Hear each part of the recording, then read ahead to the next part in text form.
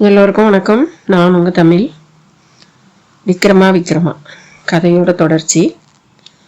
விக்ரமாதித்த ராஜனே, இந்த முறை நான் உனக்கு புதிய முறையில் கதை கூறப் போகிறேன் என்றது வேதாளம். விக்ரமாதித்தனும் நீ சொல்லி முடித்தால் போதும் என்றபடி அதையே பார்த்தான். அழகாக ஒரு பெண். வேதாளம் ஆரம்பித்தது. ஒரு மாறுதலுக்காக குரூபியாய் ஒரு பெண் என்றுதான் சொல்லேன். விக்ரமாதித்தன் சலித்து கொண்டான். அது எப்படி ராஜா? குரூபியாக ஒரு பெண் இருந்தால் அவளை எந்த ஆண்மகன் விரும்புவான் என்று கேட்டது வேதாளம். அப்படியென்றால் இவளை விரும்ப ஒருவன் வந்தான் என்று சொல் என்று கேட்டான். ஒருவன் இல்லை, 4 பேர் வந்தனர். 4 பேர்களா? ஆமாம், இந்த 4 பேர்களும் ஆனால் உருவத்தால் ஒரே மாதிரியாக இருப்பவர்கள். ஒரு தாய் வயிற்று மக்களோ? அதெல்லாம் தெரியாது ராஜா. ஆனால் 4 பேரிடமும் 4 விதமான வித்தைகள் இருந்தன. அது என்ன என்றுதான் கூறேன். ஒருவன் அருமையாக நெசவு நெய்பவன், மிக வேகமாக ஆடைகளை நெய்வதில் கெட்டிக்காரன். சரி, அடுத்தவன்? 2ஆமவன் பாஷா ஞானி, அதாவது இவனுக்கு இந்த உலக மொழிகள் எல்லாம் தெரியும். பலே, சரி. 3ஆமவன் ஒரு சுத்த வீரன். இத்தனை பேர் வந்தாலும் எதிர்த்து நின்று வெற்றி பெறுவான். சரி, 4ஆமவன்? இவன் பெரிய மாயாவி, அதாவது மந்திர வித்தையில் இவன் ஈடு இணையற்றவன். குறிப்பாக இறந்தவர்களை உயிர்ப்பிப்பதில் இவன் நிகரில்லாதவன். ஓ சரி, இவர்கள் 4 பேரும் அந்த பெண்ணை விரும்பினார்களா என்று கேட்டான் விக்ரமாதித்தன். ஆமாம், வரிசையாக வந்து நின்று தங்கள் திறமைகளையும் எடுத்து காட்டினார்கள். இவர்களில் யாரை அந்த பெண் தேர்வு செய்திருப்பாள் என்றுதானே நீ கேட்கப் போகிறாய்? சரியாக விஷயத்துக்கு வந்து விட்டாயே. வேறு கேள்விக்கு இங்கு இடம் ஏது? சரி, விடை என்ன கூறு. நானும் பறக்க தயாராக வேண்டுமே. கூறுகிறேன், நீ பறந்தாலும் உன்னை விடப்போவதில்லை நான். இப்பொழுதே அடுத்த கதைக்கும் சென்று விடு. நீ விடையை கூறாத நிலையில் என்னால் உனக்கு அடுத்த கதையை கூற முடியாதல்லவா? சரி கூறுகிறேன். அந்த பெண் வீரமுள்ள இளைஞனைத்தான் தேர்வு செய்திருப்பாள். ஏன் அப்படி?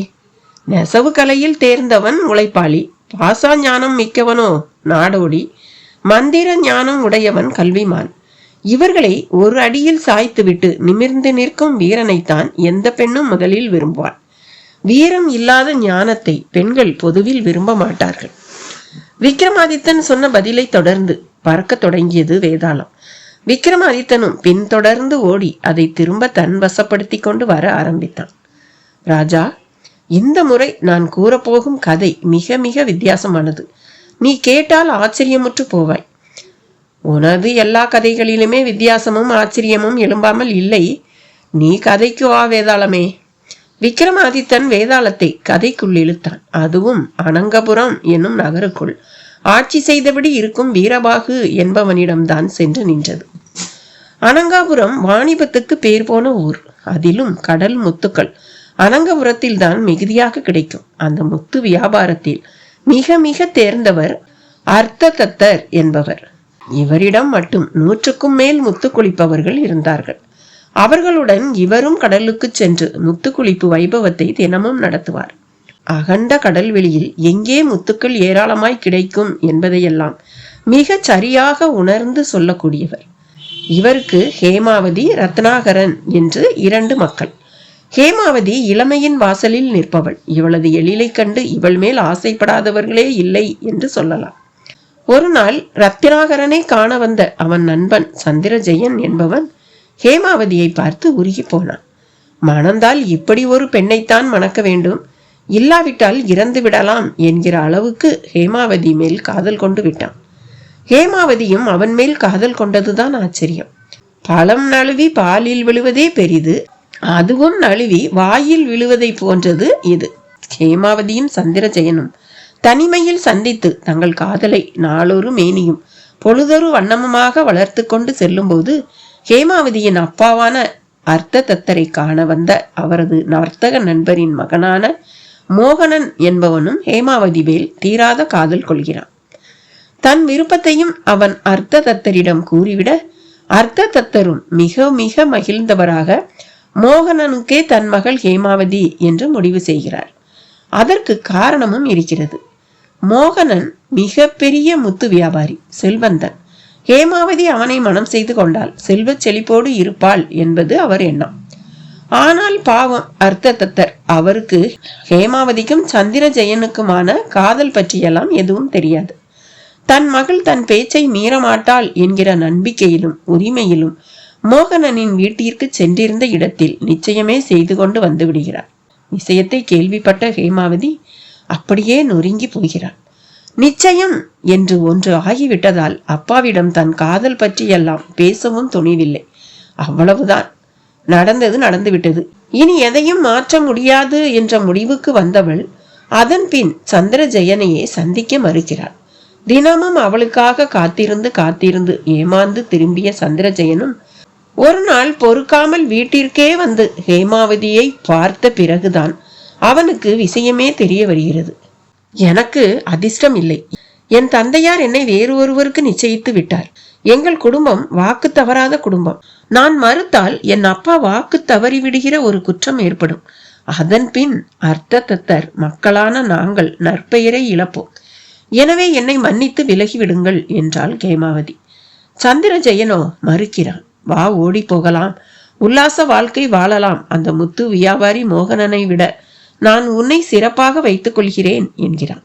இருந்தும் ஹேமாவதி மறுக்கிறாள். அண்ணன் ரத்னாகரனுக்கு தெரிந்தால் அவனும் வருந்துவான் என்று கருதியவள் உயிர் போனாலும் சொல் பிசக கூடாது என்பதில் உறுதியாக நிற்கிறாள். இதுவரை சந்திரஜெயனோடு சேர்ந்து ஓடிடாமல் நின்றவள் தந்தை அர்த்ததத்தர் அவளுக்கு நிச்சயம் செய்த மோகனனையே மணந்து கொள்ள தீர்மானிக்கிறாள்.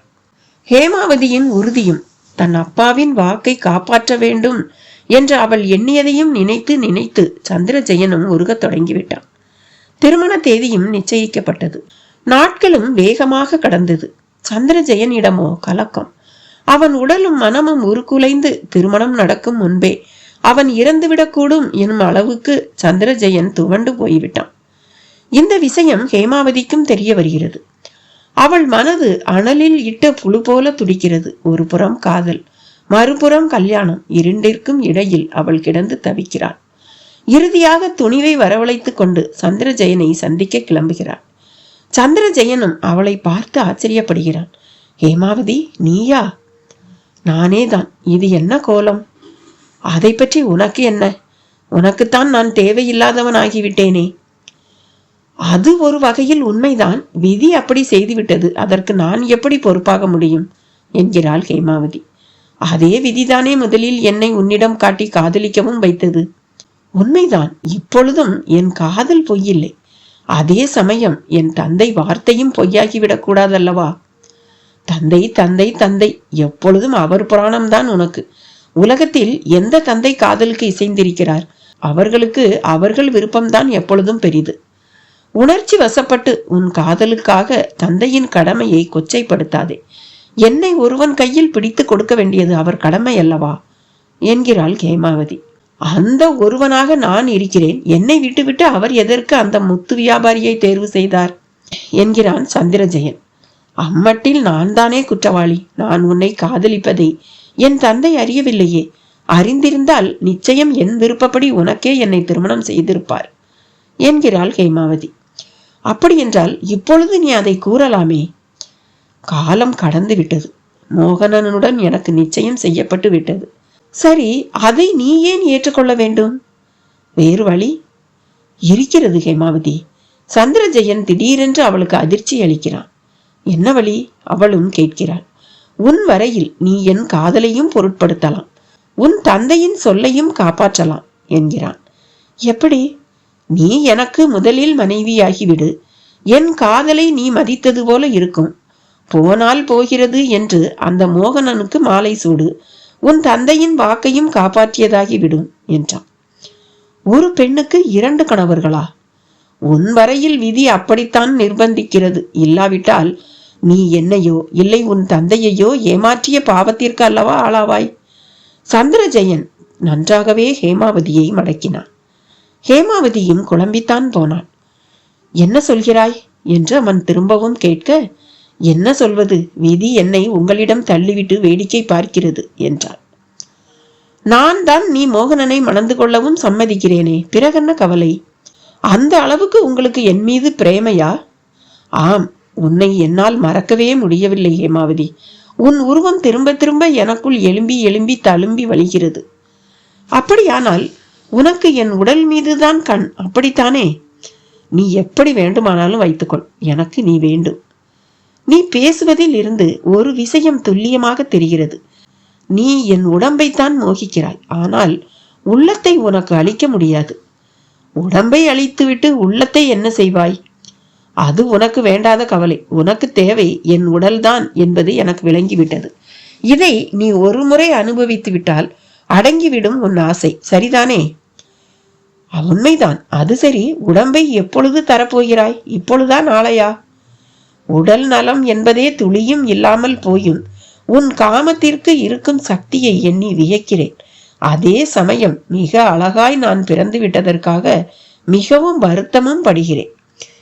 ஒரு விஷயத்தை நீ தெரிந்து கொள். மணமேடையில் என்னை மோகனன் மணக்கும் வரை நான் கட்டாயம் கன்னித்தன்மை கெடாதவளாக இருந்தாக வேண்டும். அதுவே எனக்கான தர்மம். எனவே திருமணம் நடக்கும் வரை பொறுத்திரு என்றான். இது என்ன கூத்து? உனக்கு திருமணமாகிவிட்டால் நீ முழுக்க முழுக்க அந்த மோகனனுக்கு அல்லவா உரிமையாகி விடுவாய். அதன் பின் அதை சொல்லி என்னை ஏமாற்றலாம் என்பது உன் எண்ணமா என்று கேட்கிறான் அவன். எங்கள் குடும்பம் சொல்லில் நிற்பதில் பெயர் போன குடும்பம். ஒரு முறை சொல்லிவிட்டால் உயிர் போனாலும் அதிலிருந்து மாற மாட்டோம். சரி, அப்படியானால் திருமண மேடையில் நான் கட்டாயம் கன்னியாக இருக்க வேண்டும். தாலி கட்டிய பின்தானே எனக்கும் மோகனனுக்கும் முதல் இரவு. அதுதானே முறையும் கூட என்கிறான் சந்திரஜெயன். அன்று மாலையே நான் உன்னை தேடி வந்து என்னை தருகிறேன், சம்மதம் தானே? உன்னை நம்பலாமா? வேண்டுமானால் எழுதி தரட்டுமா? இல்லை இல்லை, உன்னை நான் நம்புகிறேன். நீ எப்படி நடந்து கொள்கிறாய் என்றும் பார்க்கிறேன். நான் சொல்லில் பிசகவே மாட்டேன். உன்னிடம் என்னை ஒப்படைப்பேன். அதன் பின் என் கணவராக வந்துவிட்ட மோகனனிடம் நடந்ததை கூறி, நான் உங்களுக்கு தகுதி இல்லாதவள் என்று கூறி என் உயிரையும் விட்டு விடுவேன்.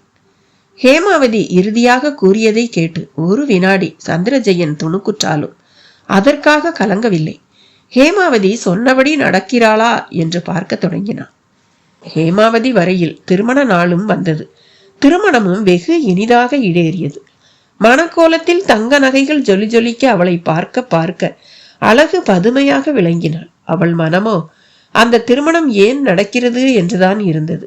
ஒரு வழியாக சடங்குகள் எல்லாம் முடிந்தன. அடுத்தது முதல் இரவுதான். அதற்கான அலங்கார பணிகள் ஆரம்பமாகிவிட்டன.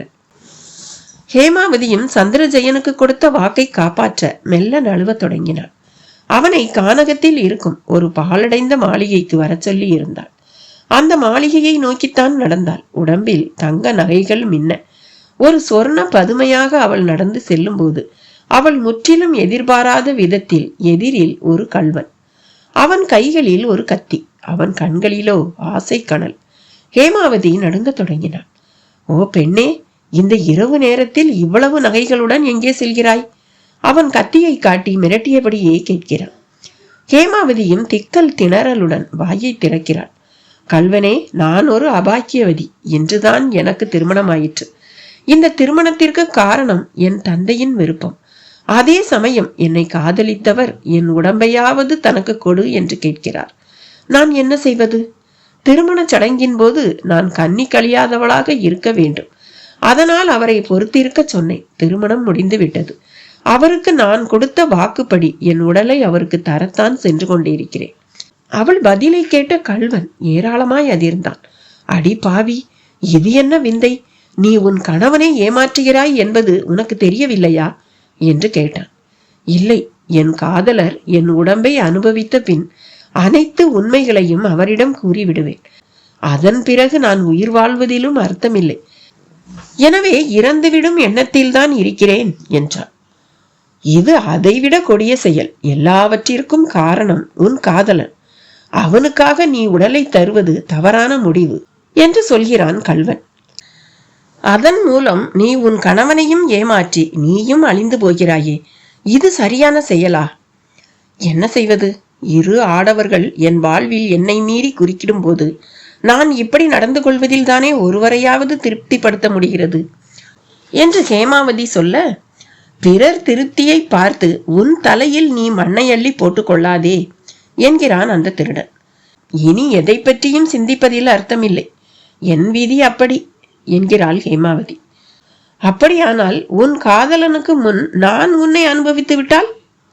வேண்டாம், தயவு செய்து கெஞ்சி கேட்டுக்கொள்கிறேன். முதலில் அவருக்கே இந்த உடல், அதன் பிறகு திரும்பி வரும்போது நீ என்னை உன் விருப்பம் போல எது வேண்டுமானாலும் செய்து கொள். ஓ அப்படியா? உன்னை எப்படி நம்புவது? வேண்டுமானால் சத்தியம் செய்யட்டுமா? வேண்டாம். எப்பொழுது நீ உன் காதலனுக்கு கொடுத்த வாக்கிற்காக இவ்வளவு தூரம் வந்திருக்கிறாயோ, நீ என் வாக்கையும் காப்பாற்றுவாய் என்பது எனக்கு தெரியும். உன்னை சோதிப்பதற்காக அப்படி கேட்டேன். நீ தர தேவையில்லை, போய் வா. கல்வன் அவளிடம் நீண்ட விவாதம் நடத்தி முடித்துவிட்டு ஹேமாவதியை அனுப்பி வைத்தான். ஹேமாவதியும் அவனுக்கு நன்றி கூறி விட்டு தன் விதியை நொந்து கொண்டு நடந்தாள். அந்த திருடன் அவளுக்காக வியக்க ஆரம்பித்தான். சந்திரஜெயனும் பாலடைந்த மண்டபத்தில் காத்து கொண்டிருந்தான். சொன்னபடி ஹேமாவதி மணக்கோலத்தில் வந்து நிற்பதை பார்த்து பூரித்து போனான். அப்படியே ஏன் இவ்வளவு தாமதம் என்று கேட்டான். ஹேமாவதியும் நடந்தவைகளை எல்லாம் ஒன்று விடாமல் கூறினாள். அதையெல்லாம் கேட்க கேட்க சந்திரஜெயனிடம் ஸ்தம்பிப்பு. அவளோ அவன் எதிரில் ஆடைகளை களைய ஆரம்பித்தாள். ஆனால் அவனோ தடுத்தவனாய், போதும் ஹேமாவதி, நீ சொன்னபடி நடந்து கொண்டு விட்டாய். முதலில் நீ வரமாட்டாய் என்றுதான் நினைத்தேன். அடுத்து நீ வரும் வழியில் ஒரு கள்வனிடம் அகப்பட்டும் நீ அவனையும் சமாளித்து என்னிடம் வந்து சேர்ந்து விட்டாய். ஒரு கள்வன் கூட உன்னை நம்பி விட்டு விட்டு இருக்கிறான். நான் அவனை விடவும் கீழானவன் அல்ல. எனவே நீ கன்னியாகவே திரும்பிச் செல். தாலி கட்டிய உன் கணவனுக்கே உன்னை உரிமையாக்கி நீ பல்லாண்டு வாழ வேண்டும். உன்னை இப்படி ஒரு இக்கட்டில் சிக்க வைத்ததற்காக நான் மிகவும் வருந்துகிறேன் என்றான் சந்திரஜெயன். அதை கள்வனும் ஒளிந்திருந்து பார்த்து பூரித்து போனான். ஹேமாவதியும் தலைக்கு வந்தது தலைப்பாகையோடு போனதாக கருதி அங்கிருந்து சென்றாள். அதன் பின் முதல் இரவில் மோகனனிடமும் எதையும் மறைக்காமல் சொல்லி அவனது அன்பையும் ஆதரவையும் கூட கேட்டு பெற்றாள். மோகனனும் அவளை மறுக்கவில்லை. முதல் இரவுக்கு முன்பே அவள் இப்படி இரு ஆண் மக்களிடம் சென்று வந்ததற்காக வருந்தவும் இல்லை. அவளை முழு மனதோடு ஏற்றுக்கொண்டான். வேதாளமும் ஒரு வழியாக கதையை சொல்லி முடித்தது. விக்ரமாதித்தனிடமும் ஒரு பெருமூச்சு. என்ன பெருமூச்சு விடுகிறாய்? பிறகு என்ன செய்ய சொல்கிறாய்? இந்த கதை சற்று வித்தியாசமான கதைதான். இது கதை அல்ல மகாராஜா, நடந்த ஒரு நிஜம். எல்லா கதைகளுமே இந்த பூமியில் எங்காவது நடப்பவைதானே. வித்தியாசமான கதை என்றாயே, எப்படி என்றுதான் கூறேன் என்று கேட்டது வேதாளம். சாதாரணமாக ஒரு ஆண் பல பெண்களிடம் செல்வதுதான் வாடிக்கை. இங்கே ஒரு பெண் பல ஆண்களிடம் சென்றுள்ளாள். அடுத்ததாக ஆண்கள் தேடி வருபவர்களை அனுபவிப்பதுதான் வழக்கம்.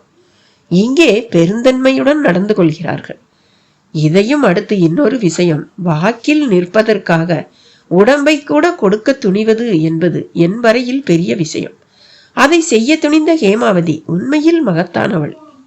என் கேள்விக்கு நீ பதில் சொல். நீ கேட்ட கதையில் உண்மையில் மகத்தானவர் யார்? இது என்ன கேள்வி வேதாளமே? இதில் எல்லோருமே சந்தர்ப்பத்திற்கு ஏற்ப பிழையானவர்களாகவும் பிறகு தங்களை திருத்தி கொண்டவர்களாகவும் இருக்கின்றனர். ஒருவருக்கு ஒருவர் தாழ்ந்தவர் இல்லை. அப்படியானால் 3 ஆண்களுமே சிறந்தவர்கள் என்பது உன் பதிலா? அது எப்படி வேதாளமே? அப்படியானால் யார் சிறந்தவர் என்பதை கூறு. நான் கூறாமலே தான் உனக்கு தெரியுமே. கல்வன் தான் இவர்களில் அதிக சிறந்தவன். ஏனென்றால் அவனுக்கும் ஹேமாவதிக்கும் எந்த பந்தமும் இல்லை. மற்றவர்களுக்கு இடையில் ஒரு பந்தம் இருந்திருக்கிறது. அதன் காரணமாக கூட அவர்கள் பெருந்தன்மையாக நடந்து கொண்டிருக்கலாம். ஆனால் கல்வன் ஹேமாவதியை புரிந்து கொண்டு அவள் மேல் கை வைக்காமல் அவளை அப்படியே அனுப்பி வைத்தான் பார். அதுதான் அதி உன்னதமான செயல். விக்ரமாதித்தன் பதிலை தொடர்ந்து வேதாளம் சொயிங்கென்று பறந்து சென்று முருங்கை மரத்தில் தொங்க ஆரம்பித்தது. மயானத்தில் கிடத்தப்பட்டிருந்தது தில்லைநாயக வள்ளுவரின் உடல். உடல் முழுக்க நீளம் பாரித்து அது கிடந்த விதமே கோரமாக இருந்தது. வள்ளுவக்குடி ஜோதிடர்கள் அவ்வளவு பேரும் வந்திருந்தனர். வள்ளுவரிடம் ஜோதிடம் பார்த்து வாழ்க்கையின் மிக மேலான நிலைக்கு வந்தவர்களும் வந்திருந்தனர். மயானமே கூட்டத்தால் நிரம்பி வழிந்தது. இளைய வள்ளுவன் மிகவே சோகமாக ஈமக்கிரிகைகளில் ஈடுபட்டிருந்தான். சரியாக அந்த வேளை பார்த்து சடலம் கிடக்கும் மயான வெளியில் சடலத்துக்கு நேர் மேலான மரம் ஒன்றின் மேல் வந்து அமர்ந்தது அந்த கழுகு. விக்ரமாதித்தனாகிய விக்ரமன் பரகாய பிரவேசம் செய்து அந்த கழுகு உடம்பில் புகுந்து அங்கே வந்திருக்கிறான் என்பதை ஒருவரும் உணர்வதற்கு வாய்ப்பில்லை. விக்கிரமனும் கழுகு வடிவில் கீழே கிடக்கும் தில்லைநாயக வள்ளுவரை பார்த்தான். நீலம் பாரித்துவிட்ட உடல் பார்க்கவே மிக பரிதாபமாக இருந்தது. வரும் வழியில் ஒரு செம்பருத்தி பூவை செடி ஒன்றில் இருந்து தன் அழகால் பறித்து கொண்டு வந்திருந்தான். அந்த பூவை அப்படியே மரத்தின் மேல் இருந்து உதிரவிட்டான். அதுவும் காற்றில் மிதந்து கொண்டு கீழே இறங்கும் பலூன் போல மிதந்தபடியே இறங்கி கச்சிதமாக தில்லைநாயக வள்ளுவர் உடல் மேல் விழுந்தது. அந்த சணம் இளைய வள்ளுவன் அண்ணாந்து பார்த்தான். அவன் பார்க்கும் சமயமாக பார்த்து விக்கிரமனும் மேல் எழும்பினான். இளைய வள்ளுவனுக்கு விளங்கிவிட்டது, கழுகு வடிவில் வந்திருப்பது விக்கிரமன் தான் என்று. மயானத்தில் மற்றொரு மூலையில் இறந்துவிட்ட இளைஞன் ஒருவனையும் புதைப்பதற்காக கொண்டு வந்திருந்தார்கள். அதற்கான காரியங்கள் நடந்தபடி இருந்தன. கழுகாய் பறக்கும் விக்கிரமன் ஒரு சில வினாடி அந்த உடம்பையும் பார்த்தான். கழுகு வடிவில் இருக்கும்போது மனிதர்கள் போல சிந்திக்க முடிந்தாலும் பேசுதல் சாத்தியமில்லை. அந்த உடம்பின் தன்மைக்கு ஏற்ப பறக்கலாம், மற்றபடி அதை மிஞ்சி எதுவும் செய்ய முடியாது. ஆனால் பேசி காரியமாற்ற வேண்டும் என்றால் இன்னொரு மனித உடலில் புகுந்தால்தான் அது சாத்தியம். அதற்கு கீழே கிடக்கும் உடம்பை பயன்படுத்தி கொண்டால் என்ன என்றும் ஒரு எண்ணம் தோன்றியது விக்கிரமனுக்கு. கூடவே தான் ஒரு கழுகாக மாறி பறந்து கொண்டிருக்கிறோம் என்கிற நினைப்பே அதன் வரையில் நம்ப முடியாத ஒரு பரவச அனுபவமாகவும் விளங்கியது. அப்படியே இளைய வள்ளுவன் வீடு நோக்கி வள்ளுவக்குடிக்கு மேல் ஒரு விமானம் போல பறந்தவன் கீழே பார்த்தான். தெருவில் கோழி குஞ்சுகளின் நடமாட்டங்களில் இருந்து ஊர் கிணற்றில் மீன்கள் நீந்துவது வரை துல்லியமாக தெரிந்தது. அப்பொழுதுதான் சிறிய கண்கள் ஆனாலும் கழுகின் கண்களுக்கு எவ்வளவு கூர்மை என்பதும் புரிந்தது. இயற்கை மனிதன் மிருகம் என்றெல்லாம் பாரபட்சமே பார்ப்பதில்லை என்பதும் அந்த வேளையில் அவனுக்குள் தோன்றியது. மனிதன் தான் மட்டும்தான் உயரிய பிறவி என்று எண்ணுகிறான். இங்கோ கால நேரத்தையும் தூரத்தையும் சர்வ சாதாரணமாக கடக்க முடிந்த ஒரு கழுகு மனிதனை விட எல்லா வகையிலும் மேலான ஒரு உயிரினமாகவும் அவன் மனதுக்கு அந்த வேளையில் தோன்றியது. உதயஜோதி பத்திரிகை அலுவலகம். தமிழரசி தலையை பீத்து கொண்டிருந்தாள். அவளுக்கு வேலையே ஓடவில்லை. விக்கிரமனுக்கு என்ன ஆயிற்று? அவனை எதற்காக பட்டாபி தூக்கி கொண்டு வந்தான் என்றெல்லாம் அவளுக்குள் கேள்விகள் எழுந்து பறந்து கொண்டே இருந்தன. பட்டாபியையே பார்த்து கேட்டுவிடலாம் என்று கூட நினைத்தாள். ஆனால் பட்டாபி கண்ணிலேயே படவில்லை. தேவராஜனோ போய் வேலையை பார் என்று வாயாலேயே ஒரு போடு போடுவார். என்னதான் செய்யலாம்? அவள் தவித்த போது எதிரில் தீபா வந்தாள். தீபாவின் கைகளில் ஒரு டைப் செய்யப்பட்ட செய்தி. அதை தேவராஜனிடம் காட்டி ஓகே வாங்குவதற்காக வந்தவளை தமிழரசி பாதியிலேயே மடக்கிவிட்டாள். என்ன சிஸ்டர், கொஞ்சம் இப்படி வரியா? என்ன விஷயம்? விக்ரமன் சாருக்கு என்ன உடம்புக்கு? உனக்கு ஏதாவது தெரியுமா? அவள் கேட்கவும் பகீர் என்றது தீபாவுக்கு. விக்ரமராஜாவுக்கு உடம்புக்கா? தன்னையும் மீறி ஒரு பதுமை மனப்பான்மையுடன் அவள் கேட்டது தமிழரசியை மேலும் ஆச்சரியத்தில் ஆழ்த்திவிட்டது. விக்ரமராஜாவா? வாயை பிளந்தாள். அது அது நான் அவரை அப்படித்தான் கூப்பிடுவேன், வேறு ஒன்றும் இல்லை. ஆமா, அவருக்கு உடம்புக்கு என்னவோ ஏதோன்னு சொன்னேன்ல. சரிதான், நான் உன்னை கேட்டா நீ என்ன கேக்குறியா? இல்ல, எனக்கு எதுவும் தெரியாது. அப்ப யாருக்கு தான் என்ன தெரியும்? கொஞ்ச நாளாவே இந்த பத்திரிகை ஆபீஸ்ல என்னென்னமோ நடக்குது. எனக்கு தலையும் புரியல, காலும் புரியல. நீ என்ன சொல்ற? அந்த பட்டாபி பொணம் மாதிரி விக்கிரமனை தூக்கிக்கிட்டு போறத பார்த்தேன். மந்திரியார் அண்ணனை சுமந்தாரா? திரும்பவும் தீபாவிடம் தடுமாற்றம். தமிழரசிக்கு அப்படியே சுவரில் போய் முட்டிக்கொள்ளலாம் போல இருந்தது. அப்போது பார்த்து தேவராஜன் வேறு அந்த பக்கமாக வரவும் சட்டென்று நழுவி ஓடி தன் சீட்டில் போய் அமர்ந்தாள். தீபாவும் நழுவி ஓடினாள். மனதிலோ விக்கிரமன் பற்றிய அந்த செய்தி. எதிரில் பட்டாபி வந்தான். அவனை பணிவாக பார்த்தாள். பட்டாபியும் அவளை பணிவோடு பார்த்தான். உங்ககிட்ட ஒண்ணு கேட்கணும். தெரியும், விக்கிரமனுக்கு என்னன்னு கேட்க போற. ஆமா, அவருக்கு என்ன? பட்டாபி பதிலுக்கு அவள் காதில் ஏதோ கிசுகிசுத்தான். தீபா முகத்தில் ஈயாடவில்லை. பார்த்து கொண்டே இருந்த தமிழரசியால் தாங்க முடியவில்லை. கைகளை பிசைந்து கொண்டு நிமிர்ந்து பார்த்தாள். 2 பேருமே இல்லை. பொறுமையை இழந்து எழுந்திருந்தாள். நடந்தாள். ஏசி அறை கதவு வெளிப்புறம் தாளிடப்பட்டிருந்தது. உள்ளே ஒருவரும் இல்லை. மெல்ல திறந்து கொண்டு உள்ளே சென்றாள். தேவராஜனின் அறை அது. அவரது மேஜைக்கு முன் தரையில் ஒரு பிணம் போல கிடந்தது விக்கிரமன் உடல். மேலே ஒரு வெள்ளை துணி போட்டு மூடப்பட்டிருந்தது. ஐயோ என்று அவள் நெஞ்சக்கூடு அடைத்தது. துணியை விலக்கிவிட்டு உடம்பை தொட்டாள். லேசாக சில்லிட்டு இருந்தது. பகீர் என்றது. மெல்ல அசைத்து பார்த்தாள். பின் பலம் கொண்ட மட்டும் அசைத்து அவனை எழுப்ப பார்த்தாள். கிள்ளினாள். மூக்கை பிடித்து மூச்சு விடுவதை நிறுத்தினாள். ஒருவேளை துள்ளி எழுவான் என்றெல்லாம் பரிசோதித்தவள் எதற்கும் அசைந்து கொடுக்காத அவன் உடம்பை பார்த்துவிட்டு அப்படியே விக்கித்து போய் எழுந்தாள். மனதுக்குள் சொல்லிக் கொண்டாள், விக்கிரமன் இறந்து விட்டான், விக்கிரமன் இறந்து விட்டான். எல்லோரும் அதை மறைத்து ஏதோ நாடகம் ஆடுகிறார்கள் என்று. மயான பூமி. புதைக்க வந்தவர்கள், எரிக்க வந்தவர்கள் என்று எல்லோருமே சென்றுவிட்ட நிலையில் மயானத்தில் ஆள் நடமாட்டமே இல்லை. தில்லைநாயக வள்ளுவரின் சடலம் மட்டும் திகு திகுவென எரிந்தபடி இருந்தது. சற்று தள்ளி இறந்துவிட்ட நிலையில் புதைக்கப்பட்ட இளைஞனின் சடலம்.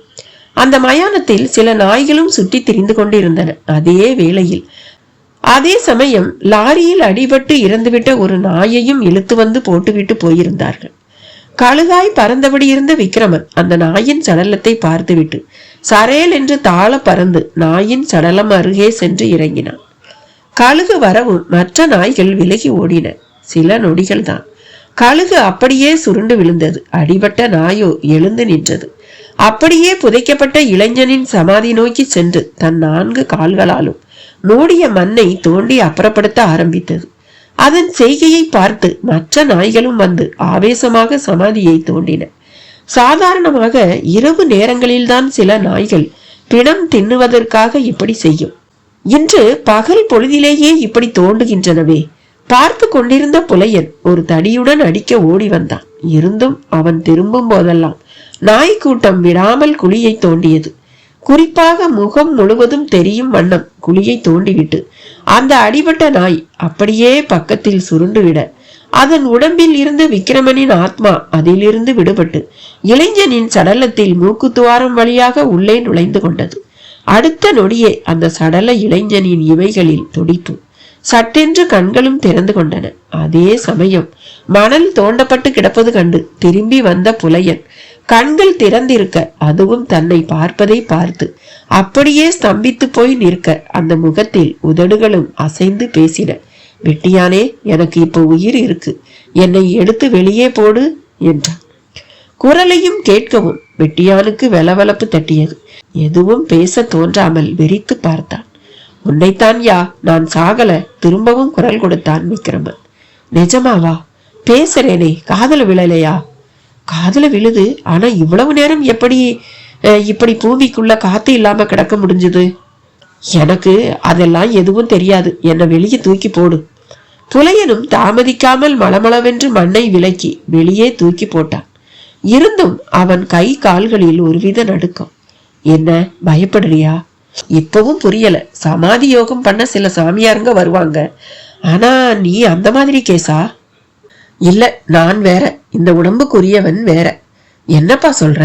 நான் யாருங்கிறது உனக்கு போக போக தெரியும். அதே சமயம் நான் இப்ப கிளம்பி போறேன். என்னை, அதாவது இந்த உடம்பை புதைச்சவங்களுக்கு நீ எந்த தகவலும் தரக்கூடாது. அவங்க வரையில அவங்க பையன் ஒருத்தன் செத்துட்டான்.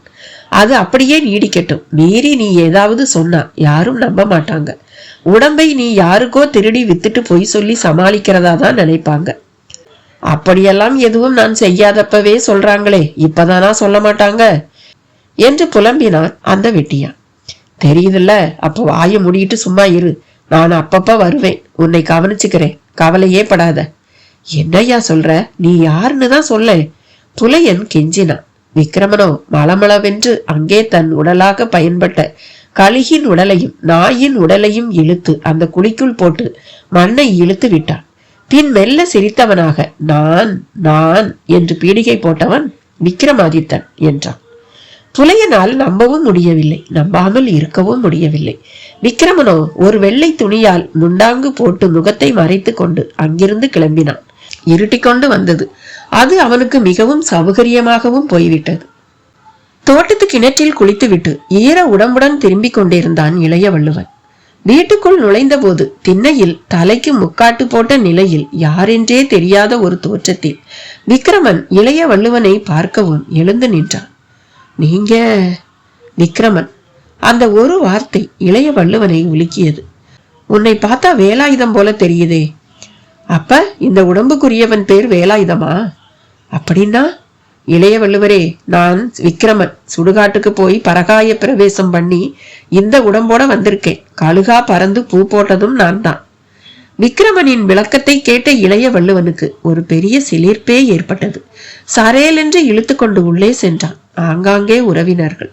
அவர்கள் கண்ணில் படாமல் தனி அறைக்குள் புகுந்து கதவை தாளிடுவதற்குள் போதும் போதும் என்றாகிவிட்டது. விக்கிரமாதித்த ராசாவா நீங்க?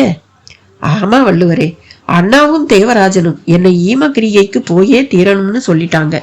அவ்வளவு தூரத்தை ஒரு கழுகா பறந்து கடந்து இங்க வந்தேன். இங்கே ஒரு உடம்பை புதைக்கிறத பார்த்தேன். அதுக்குள்ள பூந்து இப்ப உங்களை பார்க்க இங்க வந்திருக்கேன். நீங்க வந்ததுல சந்தோஷம். ஆனா இப்படி கிடைக்கிற உடம்பெல்லாம் புகுந்து உங்க கூட பேச நினைச்சேன். நான் இப்ப என்னை அறியாத அந்த பழைய விக்கிரமாதித்தன் இல்ல. எனக்கு என் சக்தி தெரிஞ்சு போச்சு. அதை சொல்லிட்டு பைராகி என்ன செஞ்சான்னு தெரிஞ்சுக்கத்தான் வந்தேன். விக்கிரமன் கேட்டான். ஆனால் இளைய வள்ளுவனிடம் பேச்சே வரவில்லை. பேசுங்க, ஏன் மௌனம் ஆயிட்டீங்க? வேற என்ன பண்றது? நான் எவ்வளவோ ஏடுகள் படிச்சிருக்கேன். அதுலயும் எவ்வளவோ அதிசயங்களை நான் பார்த்திருக்கேன். அதுல எதுலையும் வராத ஒரு பிரமிப்பு இப்ப உங்களை இங்க பார்க்கும்போது வருது. இதை நம்பவும் முடியல, நம்பாம இருக்கவும் முடியல. எனக்கே அந்த வியப்பு இருக்கும்போது உங்களுக்கு அது இருக்காதா என்ன? விக்கிரமனின் தன்னிலை விளக்கத்தை தொடர்ந்து என்ன நடந்தது என்பதை அப்படியே மொத்தமாக விளக்கி முடித்தான் இளைய வள்ளுவன். அப்படியே பைராகி தன் எதிர்காலம் பற்றி அறிய விரும்பி ஏடு பார்த்த போது அவன் ஏட்டை ரகசியமாக எடுத்து வைத்துக் கொண்டதையும் கூறி அந்த ஏட்டையும் எடுத்து வந்து தந்தான். இது போதும், அவனை நான் ஆட்டி வைக்க. இது எனக்கு பெரிய அளவுல உதவி செய்யும் என்றான் விக்கிரமன். இந்த ஏட்ல நிறைய பரிபாசை குறிப்புகள் இருக்கு. உதாரணமா பரியோடு வருவான்னு ஒரு வரி வருது. அது பரிவோடா இல்ல பரியோடான்னு ஒரு குழப்பம் இருக்கு. அதாவது பரின்னா குதிரை, பரிவுன்னா சிபாரிசு பண்றது. ரெண்டு பொருளுமே பொருந்துது. இது அடுத்த விஷயம். மொத்தத்துல இந்த ஏட்டு விஷயத்த சரியா புரிஞ்சு சொல்றது ரொம்ப கஷ்டம். ஆனா ஒண்ணு, பைராகி முடிவு உங்களாலதான். அதே சமயம் அந்த பக்கங்களை செல்ல அரிச்சிருக்கு. ஆகையால அந்த முடிவு எப்படி இருக்கும்னு தெரிஞ்சுக்க முடியல. சரி, அதை நான் பாத்துக்கிறேன். அதே சமயம் எங்க விஷயத்துல இறங்கினதாலதான் உங்க அப்பாவை காலம் கொண்டுகிட்டு போகும்படியா ஆயிடுச்சு. அதுக்குத்தான் நான் ரொம்ப வருத்தப்படுறேன் என்றான். அதுதான் அவர் விதி, அவர் கர்மா. யாரால அதை மாத்த முடியும்? ஒரு வகையில முடிஞ்ச விஷயம். எனக்கு இப்ப தேவை உங்க வெற்றி என்றான் இளைய வள்ளுவன். அதுல எனக்கு சந்தேகம் இல்லை. பைராகியை எப்படி சந்திக்கணுமோ அப்படி சந்திப்பேன். கவனமா செயல்படுங்க. 31 தடவை தோல்வியை தழுவினவன் 32வது தடவை ஜெயிக்கவும் வாய்ப்பு இருக்கு. எப்படி? இது என்ன அனுமானம். அவன் பற்றின ஏடு கிடைச்சும் அதுல முக்கியமான ஏடுகளை செல்ல அரிச்சிருக்குன்னா அதுக்கு காரணம் அதுவா கூட இருக்கலாம். இல்ல வள்ளுவரே, நான் விடமாட்டேன். இந்த பாரத பூமியில பைராகி மாதிரி ஒருத்தன் கூட இருக்கக்கூடாது. அவ்வளவு பேரையும் அழிச்சாத்தான் எனக்கு நிம்மதி. கேட்கவே ரொம்ப சந்தோஷமா இருக்கு. போயிட்டு வாங்க. அதே சமயம் இந்த உடம்போட போறீங்களேன்னும் இருக்கு என்றான் இளைய வள்ளுவன். இந்த உடம்புக்கு உரியவங்க பார்த்துட்டா என்ன பண்றதுங்கிற பயமா? இல்ல, இந்த உடம்புக்குரிய வேலாயுதம் மஞ்ச காமாலையால இருந்துட்டான். வீட்டுக்கு ஒரே பையன், மனைவி மக்கள்னு யாரும் இல்லை. ஆனா தாய் தகப்பன் ஒரு தங்கச்சி உண்டு. எல்லோரும் இப்ப நிர்கதியா நிக்கிறாங்க. உங்களை பார்த்தா அவங்க நிமிர்ந்து எழுவாங்க. உறவுக்காரங்க பார்த்தாலும் ஒரே குழப்பமாயிடும். கவலைப்பட வேண்டாம், நான் யார் கண்ணிலையும் படாம கிளம்பிடுறேன். எனக்கும் இப்படி ஒரு உடம்பு தேவையா இருக்கு. உங்க உடம்பு இப்ப எங்க இருக்கு? அது இப்ப தேவராஜன் சார் ரூம்ல இருக்கு. பட்டாபிதான் காவல். கவனமா நடந்துக்குங்க. இனி நீங்க எடுத்து வைக்கிற ஒவ்வொரு அடியுமே எச்சரிக்கையோட இருக்கணும். உங்களையும் ஒருத்தருக்கு 10 பேர் தேட ஆரம்பிச்சுட்டாங்க. நீங்க ஒரு உலக அதிசயம். அவங்க கையில சிக்கினா உங்க வாழ்க்கையே திசை திரும்பிடும். இல்ல வள்ளுவரே, இந்த ஜென்மத்தை எனக்கு தந்த காளி என் கூட இருக்கா. எனக்கு எதுவும் ஆயிடாது. அதே சமயம் நான் ஜாக்கிரதையாவும் நடந்துக்குவேன். உங்களுக்கு ரொம்ப நன்றி. நான் வரட்டுமா? விக்கிரமன் வேலாயுதம் உடம்பில் இருந்தபடி சொல்லிக்கொண்டு புறப்பட்டான்.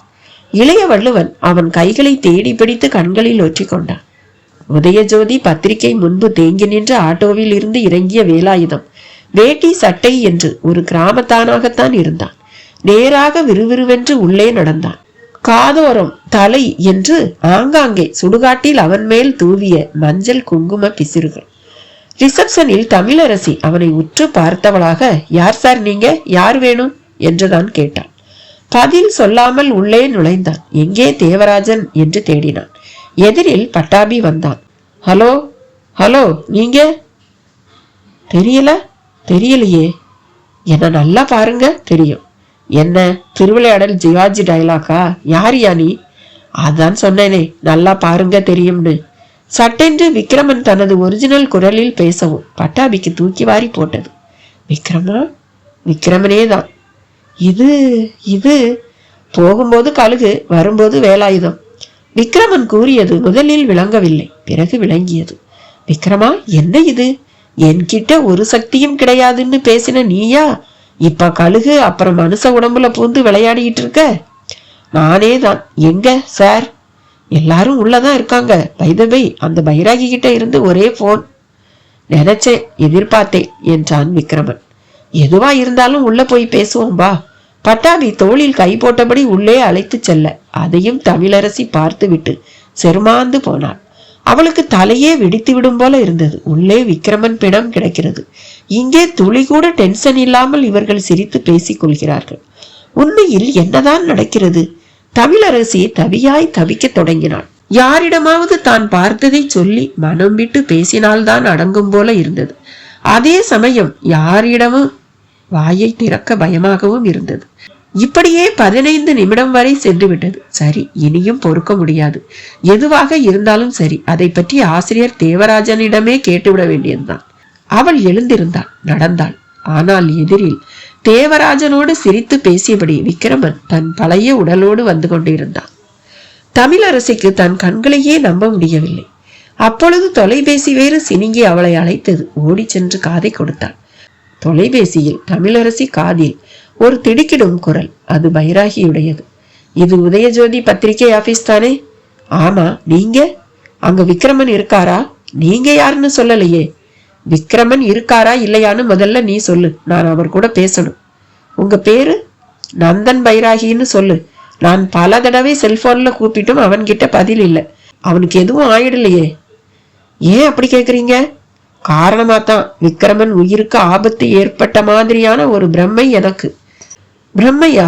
இங்க நான் கூட அவரோட டெட் பாடிய பார்த்தேன். ஆனா இப்ப அவரே உயிரோடையும் பாக்குறேன். நீ யாருமா? என்ன குழப்பறியே?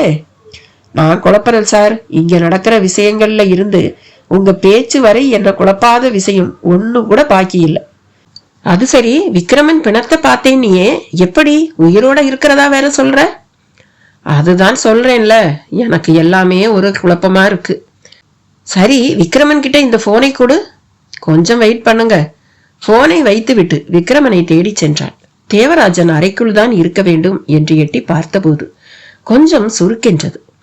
அங்கே செத்துவிட்ட வள்ளுவக்குடி வேலாயுதத்தின் உடம்பு விக்ரமன் உடம்பை துணியால் மூடி வைத்திருந்தது போலவே மூடி ஒரு நீல சோபாவில் தூங்குவது போல கிடத்தப்பட்டிருந்தது.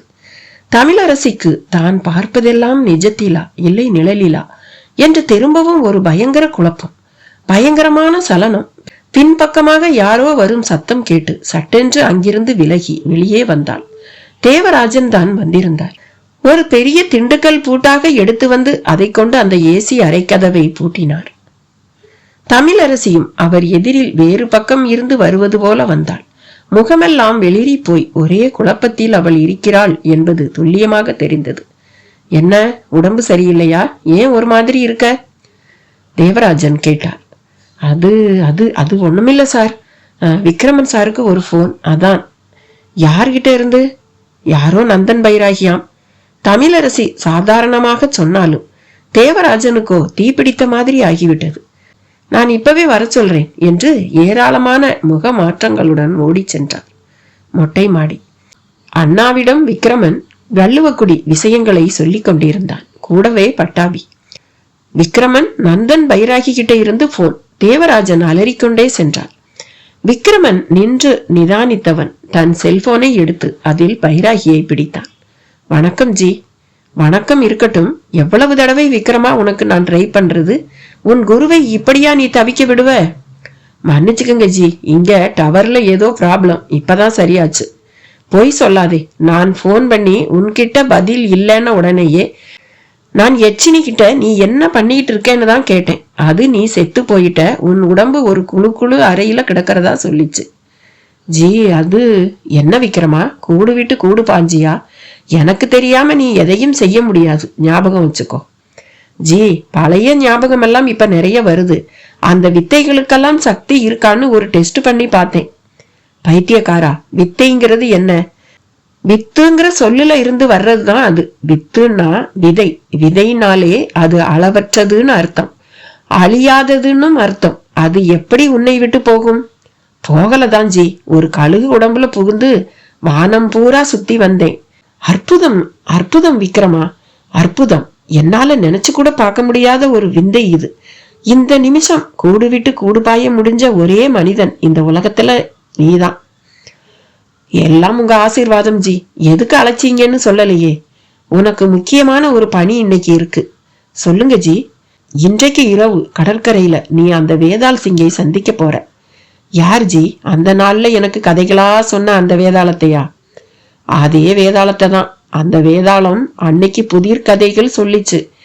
இன்னைக்கு புதிரான விஷயங்களை சொல்லி அது உன்னை இறக்கி விட்டு முடிஞ்சா வெளியே வா, இல்லைன்னா இந்த வினாடியே உனக்கு ஒரு முடிவு ஆகிவிடும்னு சொல்ல போகுது.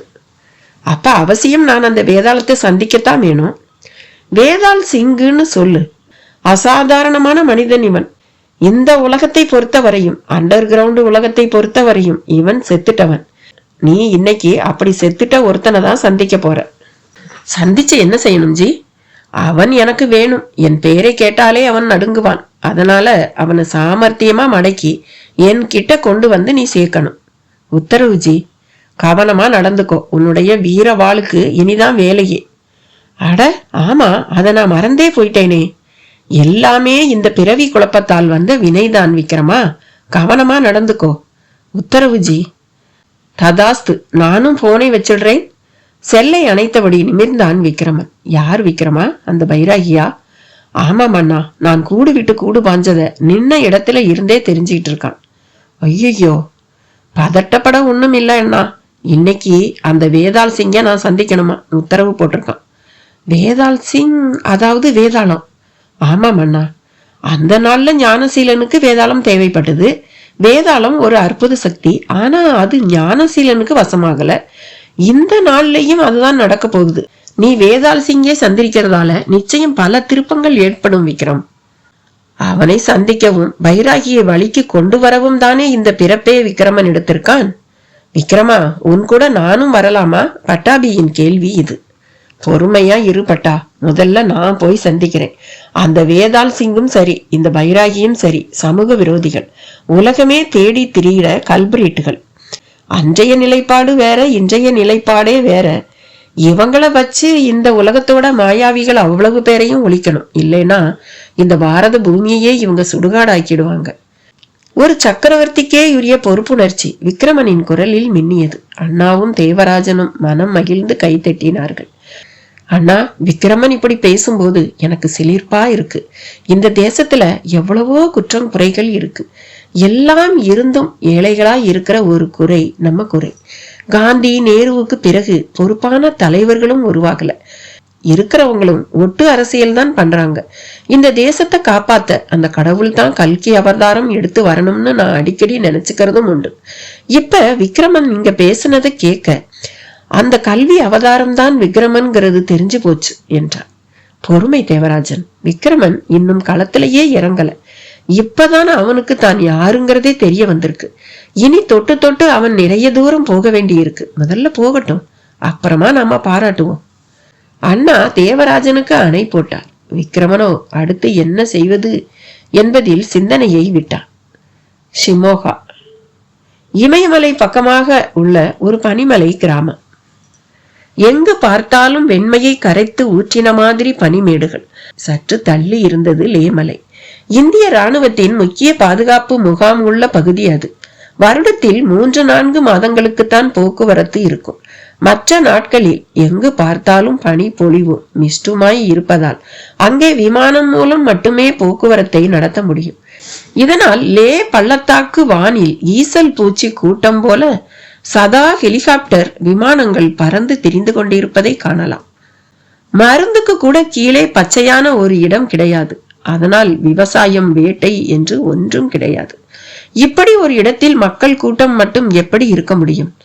இருந்தும் ஒரு திபேத்திய லாமாக்களின் புத்தர் கோவில் ஒன்றும், அதர்வன வித்தைகளின் அடித்தளமாய் விளங்கும் மாகாளி கோவில் ஒன்றும் அந்த பள்ளத்தாக்கில் இருந்தது. அந்த மாகாளி கோவில் மிகவுமே விசேஷமானது. நரபலியை தவிர வேறு எதையும் இதுவரை கண்டிராத கோவில் அது. அங்கே யாரும் யாவரையும் பலியாக கொடுத்து கொள்ள மாட்டார்கள். தங்களை தாங்களே பலி கொடுத்து கொள்வதுதான் அந்த கோவிலின் தனி சிறப்பு. காளி மாதா ஒரு மலர் மாலையை கூட காணாமல் பனி பொழிவில் புதைந்து போய் கிடந்தாலும் அவள் மேல் அவ்வப்போது உடம்பை கீறி அதில் இருந்து வரும் இரத்தத்தை அவளுக்கு பூசி அபிஷேகித்து விட்டு பின் அவள் சந்நிதி முன்னால் உள்ள யாக குண்டத்தில் தீ வளர்த்து அதில் பாய்ந்து உயிரை விட்டவர்கள் பலர். அவ்வளவும் வேண்டுதல்கள். என்னையே நான் உனக்கு அர்ப்பணிக்கிறேன். அடுத்த எனது பிறப்பிலாவது நான் சர்வசக்தி உள்ளவனாக பிறக்க வேண்டும் என்பதுதான் அங்கே உள்ளவர்களின் கோரிக்கையே. அப்படி ஒரு காளிமாதா கோவில் நோக்கி ஒரு யோகியும் நடந்து கொண்டிருந்தார். உடம்பை உருக்கும் குளிரை கூட பொருட்படுத்தாத நடை. இடுப்பை கடந்து விட்டிருந்தது அவரது சடைமுடி. இடையில் ஒரு கோவணம் மட்டுமே. வெறும் கால்கள் பனிப்பாலங்களின் மேல் இலகுவாக பதிந்து நடந்து கொண்டிருந்தது. வேறு யாராக இருந்தாலும் உறைந்து போய் உயிரை விட்டிருப்பார்கள். பனி ஒரு வெள்ளை நெருப்பு. நெருப்பு தன்னுள் விழுவதை எரித்து உருமாற்றி சாம்பலாக்கிவிடும். ஆனால் இந்த வெள்ளை நெருப்போ அப்படியே அழியாதபடி வைத்துக் கொள்ளும். அவர் கைகளில் ஒரு கத்தி மட்டும் இருந்தது. அவ்வப்போது ஆங்காங்கே களைத்து மூச்சு வாங்க நின்றாலும் தொடர்ந்து நடந்து ஆலயத்தை எட்டுவதில் அவர் வேகத்தை குறைக்கவே இல்லை. அதே சமயம் அந்த பனி பள்ளத்தாக்கு வானத்தில் அவரை தேடிக்கொண்டு ஹெலிகாப்டர் விமானம் ஒன்று, அதில் ஒரு இளைஞனும் காணப்பட்டான். பைனாகுலர் வழியாக அவன் கீழே பார்த்தபடியே வந்தான். ஒரு இடத்தில் கூட்டமாக ஒரு குழுவாக சில புத்த பிட்சுக்கள் போய்க் கொண்டிருந்தார்கள். தடித்த கம்பளியால் ஆன ஆடையை அணிந்து தங்களின் மொட்டை தலையை கூட அவர்கள் மூடியிருந்தார்கள். ஹெலிகாப்டர் சத்தம் கேட்டு அண்ணாந்து பார்த்துவிட்டு தொடர்ந்து நடந்தார்கள். ஹெலிகாப்டர் தொடர்ந்து பறந்தது. உள்ளே பைலட் சீட்டில் இருப்பவன் தனக்கு பக்கத்து சீட்டு இளைஞனிடம் கேட்டான், நல்லா தெரியுமா, நம்ம குரு இன்னைக்கு இந்த பள்ளத்தாக்கு கோவிலுக்கு தான் வந்திருக்காரா? நல்லா தெரியும். அவர் இன்னைக்கு வழிபாட்டுக்காக வரல, தன்னையே பலி கொடுத்துக்கத்தான் அவர் வந்திருக்கார். இப்படி ஒரு முடிவுக்கு அவர் வர காரணம்? அது ஒரு வெறுப்பு தான். மந்திர சாஸ்திரத்துல அவர் எவ்வளவோ கத்துக்கிட்டு இருந்தும் ஒரு பரிபூரணம் தனக்கு ஏற்படலைங்கிறது அவரோட எண்ணம். குறிப்பா இந்த உலகத்து அதிசயங்களோட தன்னை இணைச்சிக்க முடியலைங்கிற வெறுப்பு அவர்கிட்ட இப்ப அதிகம் இருக்கு. விசித்திரமான ஆசைதான். ஒரு வகையில் இதெல்லாம் பேராசை இல்லையா? அப்படி சொல்ல முடியாது. இது அவரோட லட்சிய வெறி. சரி, அவரை தடுத்து நிறுத்த முடியும்னு எதை வச்சு நம்புற? நிச்சயம் முடியும். நம்ம குருவோட மானசீக குரு யார் தெரியுமா? யாரு? நீயே சொல்ல. சித்தரஞ்சன் கிரியா? இல்ல. அந்த அமர்நாத் குகை சாமியாரா? அவரும் இல்ல. அப்ப கங்கை கரையில ஆசிரமம் வச்சிருக்காரே சுவாமி பரத்வாஜ், அவரா? நீ உயிரோட இப்ப இங்க இருக்கிறவங்க யாரோட பேரையோ சொல்ற. உண்மையில அவர் மானசீக குரு, இங்க யாரும் இல்ல. அப்ப சுவாமி ராகவேந்திரரா? ராகவேந்திரர் ஒரு யோகி, மகான். ஆனால் நம்ம குருவோட மானசீக குரு ஒரு சக்கரவர்த்தி, உலகத்தையே கட்டி ஆண்டவன். யோகிக்கு யோகி, வீரனுக்கு வீரன். யாரது? மன்னர் மகாபலி? இல்ல. ஆனா நீ கிட்ட நெருங்கி வந்துட்ட. சரிப்பா, நீ சொல்லு அது யாருன்னு. உன்கிட்ட சொல்றதை விட நான் குரு கிட்ட வேகமா சொல்லணும். அதுதான் இப்ப எனக்கு முக்கியம். அதுக்குள்ள அவர் தன்னை நைவேத்திய பலியா கொடுத்துக்காம இருக்கணும். அவன் சொல்லி கொண்டிருக்கும் போதே கீழே அந்த காளி கோவில் தெரிந்து அங்கே யாக குண்டத்தில் இருந்து நெருப்பு எரிந்து புகையும் கிளம்புவதை நன்றாக பார்க்க முடிந்தது. ஐயோ, சீக்கிரமா கீழே இறங்கு. இம்பாசிபிள். நூல் ஏணி வழியா கீழே இறங்கினாதான் உண்டு. எங்கேயுமே சமதளம் இல்லை. எப்படி ஹெலிகாப்டரை இறக்குறது? அப்ப ஒண்ணு பண்ணு, மெகாபோன் இருக்குல்ல, தாராளமா பின்னால பாரு. பைலட் பின்பக்கம் காட்ட ஒரு கூம்பு குழலுடன் மைக் சகிதம் மெகாபோன். வேகமாக அந்த இளைஞன் அந்த மெகாபோனை கையில் எடுத்தான். அதே சமயம் உள்ளே அந்த யோகி தன் கையை கீறி ரத்தம் பெருக்கி அதை காளி மாதா மார்பிலும் வயிற்றிலும் பூசிக்கொண்டிருந்தார். அவர் மூட்டியிருந்த யாக குண்டம் திகுதிகுவென்று எரிந்து கொண்டிருந்தது. அவர் கண்களில் ஒரு அசாத்திய வெறி. அந்த யாக குண்டத்தில் மலையாக சாம்பல் குவிந்திருந்தது. அவ்வளவையும் இதற்கு முன் தங்களை எரித்து கொண்டவர்களின் சாம்பல், சிலரது மண்டை ஓடுகள், கை கால் எலும்புகள் முழுவதும் எரிந்து சாம்பலாகி விடாமல் பார்க்கவே அரூபமான காட்சி. அந்த வேளையில் அந்த பள்ளத்தாக்கே எதிரொலிக்கும்படி மெகாபோனில் இருந்து சப்தம் கேட்டது. ஹெலிகாப்டரின் மின்விசிறி சப்தத்தையும் மீறி அந்த குரல் ஒலிப்பதில் நிறைய தடை இருந்தது. இருந்தும் அந்த குரல் கேட்டது. குருஜி, நான் உங்க சிஷ்யன் பண்டாரி பேசுறேன்.